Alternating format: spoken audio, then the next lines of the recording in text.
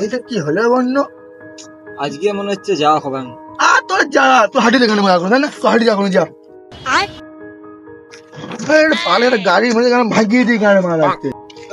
কি হলো ভাই? গাড়িটা পালা চাটেই হচ্ছে না। তুই চাবিটাই তো কেন অন করিস না? তোর কি করে তোর গাড়ি অন হবে? হাট। সব খেলা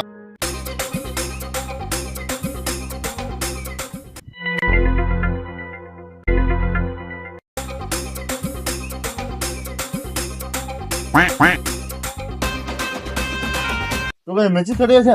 আছে।